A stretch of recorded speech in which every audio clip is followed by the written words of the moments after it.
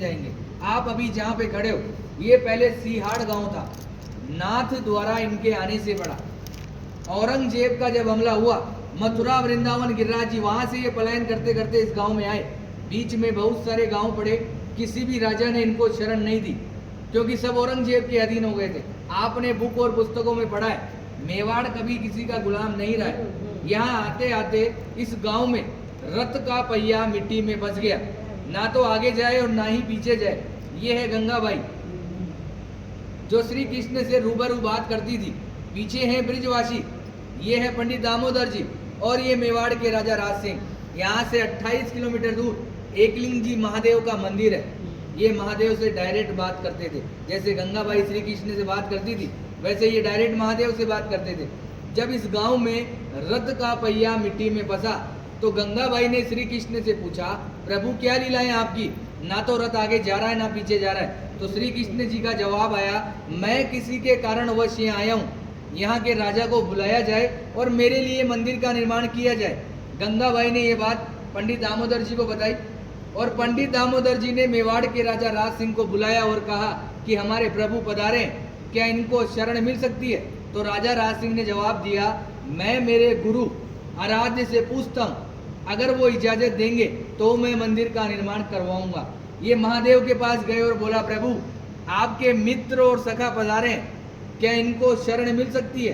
तो भोलेनाथ ने एक सुंदर सा जवाब दिया, मेवाड़ की जनता अगर इसके नखरे उठा ले तो ही इसी को रोकना है, अन्यथा जाने देना है, क्योंकि ये अलग अलग श्रृंगार करता है, 8 समय की झांकियां लेता है और अलग अलग भोग लेता है। घूम फिर के ये बात गंगाबाई के पास आई, और गंगाबाई ने श्री कृष्ण को बताया, प्रभु आपके लिए तो महादेव ऐसा ऐसा बोल रहे हैं। तो इन्होंने भी एक सुंदर सा जवाब दिया कि वो है बोला, नाम से भी बोला है, काम से भी बोला है, उसको तो 2 रुपए की राख लगाकर बैठा दो तो बैठा रहेगा, मगर मेरे नखरे वो जानता है। मैं मेवाड़ की जनता को वचन देता हूँ, मैं यहाँ का जल भी ग्रहण नहीं करूँगा। आज भी जल यमुना नदी से आता है, सीधा मंदिर में रखाया जाता है, मंदिर में जो झारी जी भराई जाती है, और उसी जल का जो प्रसाद बनता है वही ठाकुर जी ग्रहण करते हैं। आप लोगों का जो प्रसाद होता है वो बाहर दिखाकर बाहर ही बांट दिया जाता है। कहते हैं किसी के कारणवश ये आए, मीराबाई की कजन सिस्टर अजब कंवर बाई साहब, इनके साथ पासे खेलती थी चौपट। श्री कृष्ण को पता थी कि आज मेरे साथ ये पासे क्यों खेल रही है, मगर श्री कृष्ण जी जान चला के हारते गए और अजब कंवर बाई साहब को जिताया और बोला कि मांग तुझे क्या चाहिए।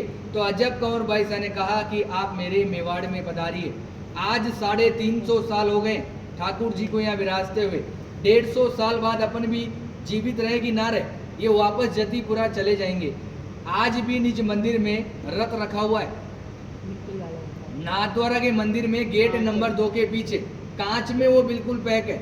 जब सुबह सुबह पुजारी झाड़ू निकालता है तो आज भी यमुना नदी का मिट्टी लगा हुआ रहता है। रोज मंगला से लेकर शयन तक ठाकुर जी यहाँ विराजते हैं। विराजने के बाद 7 साल का बालक है, माँ की याद आती है, जतीपुरा जाते हैं, माँ से मिलते हैं। माँ से मिलने के बाद निधि वन में रास लीलाएं करके मंगला में वापस यहाँ आ जाते हैं। औरंगजेब एक बहाना था, ठाकुर जी को वचन निभाना था। ये जो पूरी लीला रची केवल अजब कंवर बाई साहब के कारण। औरंगजेब को ये वहाँ भी हरा सकते थे, मगर औरंगजेब इनका मंदिर तोड़ने श्रीनाथ जी के मंदिर में आया।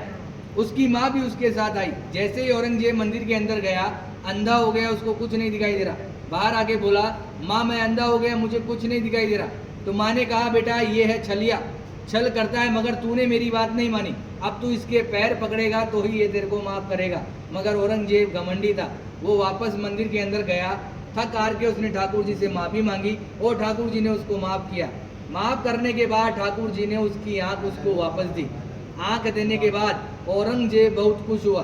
खुश होने के बाद जो कोहिनूर डायमंड हीरा जो ठूठी पे लगाया जाता है, वो औरंगजेब की माँ ने ही वेट किया था। आज भी होली के अगले दिन, दुलंडी के दिन बादशाह की सवारी निकाली जाती है।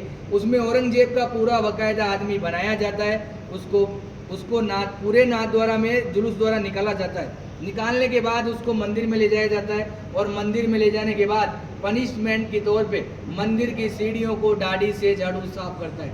ये कहानी रियल है और 150 साल तक होती रहेगी। उसके बाद यहाँ से ठाकुर जी वापस ब्रिज में चले जाएंगे। आपने हमेशा श्रीनाथ जी के दर्शन धक्का मुक्की टल्ला खाकर किए, मैंने भी किए, आपने भी किए, मगर यहाँ मैं आपको 8 दर्शन कराऊंगा मंगला से लेकर शयन तक ठाकुर जी क्या खाते हैं, क्या पहनते हैं, वो सब बताया जाएगा। उससे पहले आपको इस कमरे में जाना है। 252 वैष्णव की वार्ताएं शॉर्ट में दे रखी है, वो आपको पढ़नी है। पढ़ने के बाद 10 मिनट का टाइम है, आप आराम से मोबाइल द्वारा फोटो लीजिए, फिर अपन चलेंगे 8 दर्शन में। जय श्री कृष्ण।